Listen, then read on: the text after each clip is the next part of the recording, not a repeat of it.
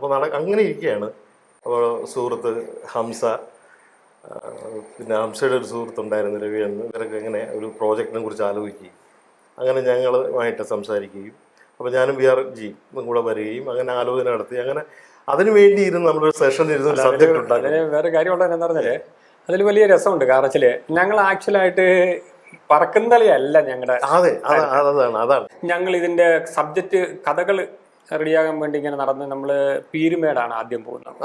അതെ അതെ അതില് ഞങ്ങള് ഒന്നിന്റെ സബ്ജക്ട് റെഡിയായി ഇങ്ങനെ വന്നു. എനിക്ക് തോന്നുന്നു താജിക്ക് ഓർമ്മയുണ്ടെന്ന് തോന്നുന്നു, പപ്പട കച്ചവടം അതായിരുന്നു പ്രധാന സബ്ജക്ട്. നമ്മൾ പിന്നെ ഫൈനൽ ശരിക്കും ദിലീപിനോട് പറയുന്ന ആ കഥയാണ്. അതെ, അപ്പോഴാണ് ദിലീപ് പറഞ്ഞത്, പണ്ട് ഇങ്ങനെ 2 വർഷം മുമ്പ് എന്നോടൊരു കഥ പറഞ്ഞിട്ടില്ലേ, ബസ്സിൽ ജീവിക്കുന്നതാണ്.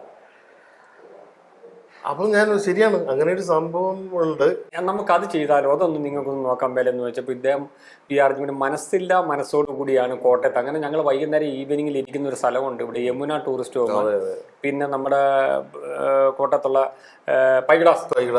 അങ്ങനെ ഞങ്ങൾ ഇത് ആലോചിച്ചു. ദിലീപ് ഇങ്ങനെ പറഞ്ഞു പറഞ്ഞപ്പോൾ ഞാൻ ചോദിച്ചു, താജി അത് എന്ത് സബ്ജക്റ്റ്? അല്ല, അത് സ്വയസിദ്ധമായ രീതിയിൽ അദ്ദേഹം പറഞ്ഞു. അത് നിങ്ങൾ പറഞ്ഞ ഓർമ്മയുണ്ട്. കാരണം വെച്ചാല് മമ്മി സെഞ്ചുറിക്ക് വേണ്ടിയിട്ട് ഹരിശ്രീ അശോകനെയും ഒരു ദിവസം ഷൂട്ട് ചെയ്ത് അത് എങ്ങനെയാ സൗകര്യം ഒന്ന് പറയൂ. ഞാൻ പറഞ്ഞു എനിക്ക് ആ സബ്ജക്ട് ദിലീപ് അത് പറഞ്ഞുകൊണ്ട് അത് എന്നാന്നൊന്ന് അറിയട്ടെ എന്ന് വെച്ചപ്പോൾ അദ്ദേഹം അത് ഫുൾ അതിന്റെ സബ്ജക്റ്റിന്റെ ഒരു എലമെന്റ്, അതായത് ഒരു വളയിലല്ല, ഒരു എലമെന്റേ ഉള്ളൂ. അപ്പൊ എനിക്കത് വളരെ കൗതുകമായിട്ട് തോന്നി. ഞാൻ പറഞ്ഞത് താജ് നമുക്ക് അതിനെപ്പറ്റി ആലോചിച്ചാൽ അത് നല്ലല്ലേ, ദിലീപ് പറഞ്ഞു തോന്നുന്നു അതിനകത്ത് എന്തോ ഉണ്ടെന്ന് തോന്നുന്നു എന്ന് പറയുമ്പോൾ രവീണനും പറഞ്ഞു അതൊരു എനിക്കും തോന്നുന്നതാണ്. അപ്പോഴാണ് ഞാൻ ആ സബ്ജക്റ്റിനെ പറ്റി അറിയുന്നത്.